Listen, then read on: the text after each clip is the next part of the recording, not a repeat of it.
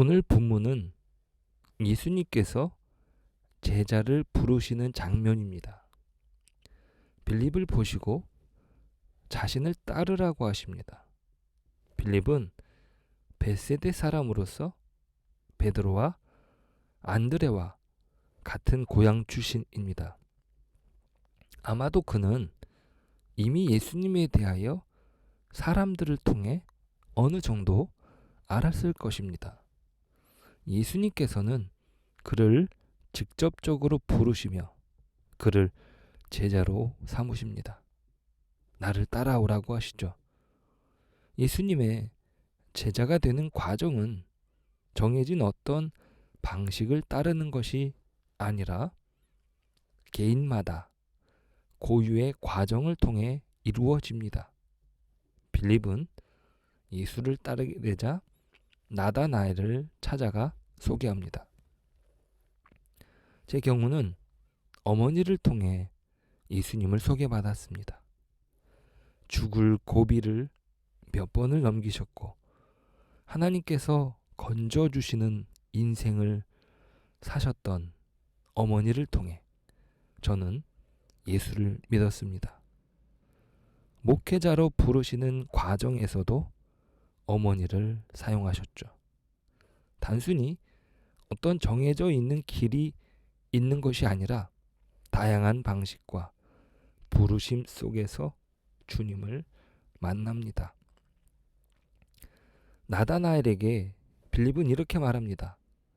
모세가 율법에 기록하였고 여러 선지자가 기록한 그 일을 우리가 만났으니 요셉의 아들 나사렛 예수니라. 메시아를 만났다고 전하는 것이 아니라 그 설명이 깁니다. 이것은 나다나엘이 가지고 있는 율법적인 소양을 염두에 둔 빌립의 전도 방법이죠. 나다나엘이 가지고 있는 신학적 배경은 나사렛에서는 선한 것이 나올 수 없습니다. 그는 빌립의 소개를 바로 반박합니다. 나사렛에서 무슨 선한 것이 나올 수 있느냐? 이것은 율법에서 메시아는 다윗의 동네 베들레헴에서 나온다고 예고되었기 때문입니다. 예수님께서 그를 이스라엘 사람으로 간사한 것이 없다라고 말해주신 것처럼 그가 가진 신앙은 순수했습니다. 실제로 나사렛을 포함한 갈릴리 지역은 이사야서의 기록에 따르면 이방의 갈릴리라고 불리울 정도로 이방의 영향을 많이 받는 곳입니다. 갈릴리는 이스라엘 북쪽 끝에 있어서 이방 민족들과 접촉이 빈번했습니다. 그러니까 이방적인 사상의 유입이 이방화의 폐해를 가장 빠르게 영향을 받는 지역으로 여겼던 것이죠.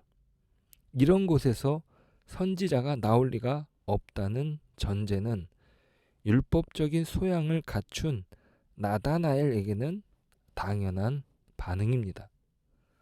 예수님을 만나는데 오히려 방해가 되는 것이 아이러니하게도 성경적 지식에 있었습니다.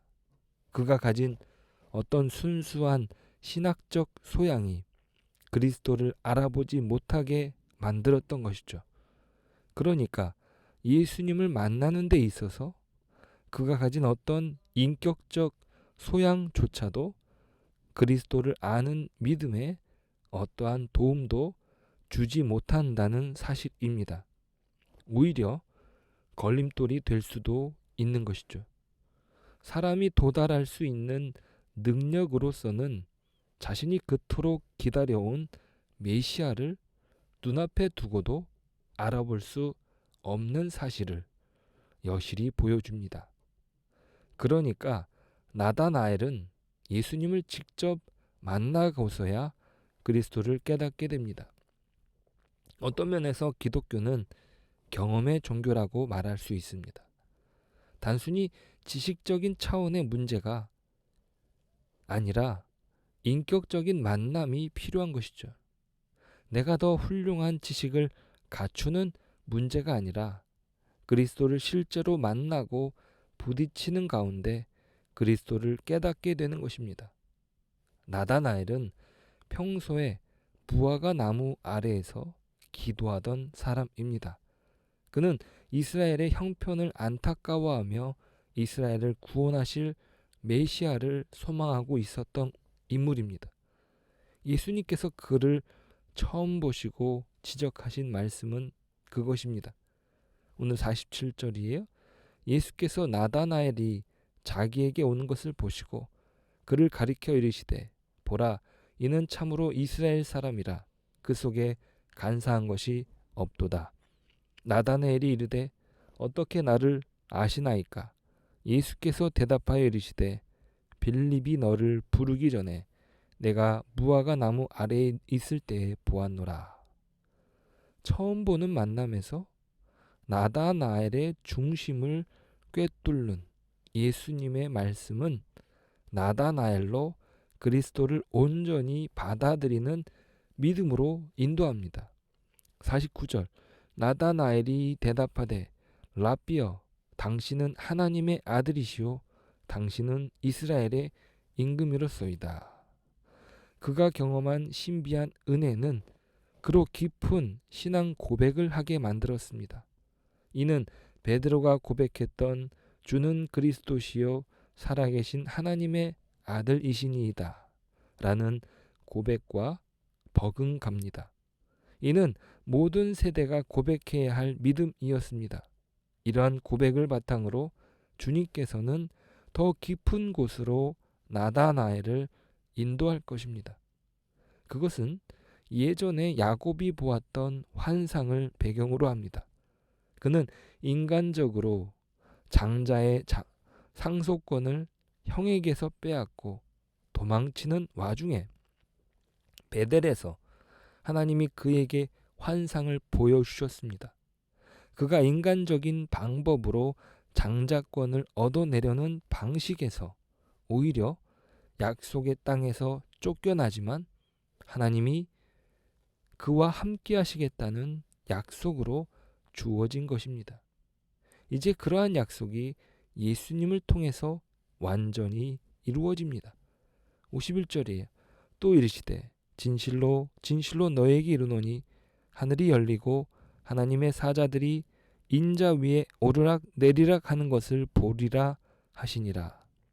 이스라엘은 자신들의 죄악으로 이미 심판을 경험했고 이제 메시아를 통해 이루실 회복을 기다리고 있습니다.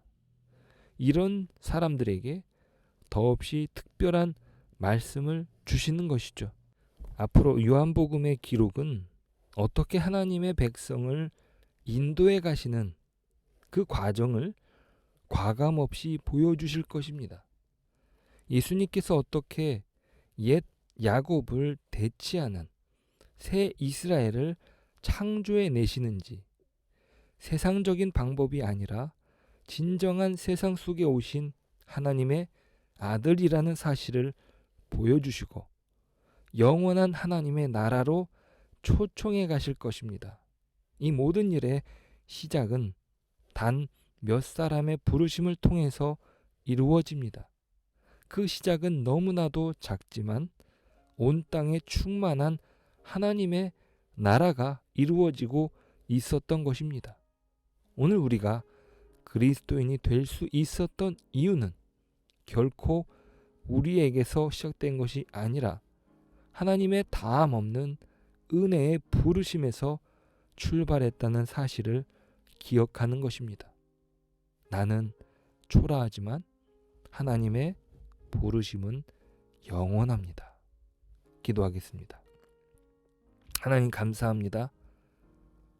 우리는 초라한 하루를 보내지만 하나님의 약속은 영원하여서 변개치 않으시고 변화가 없으십니다. 그러한 부르심에 예수님은 우리를 영원한 구원으로 인도하셨습니다.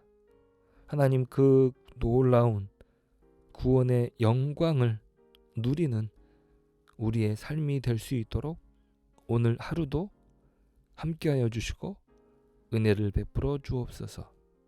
그리하여 주님의 영광을 담아내는 하나님의 그릇으로 오늘 쓰임받게 하여 주옵소서. 예수님의 이름으로 기도드립니다. 아멘.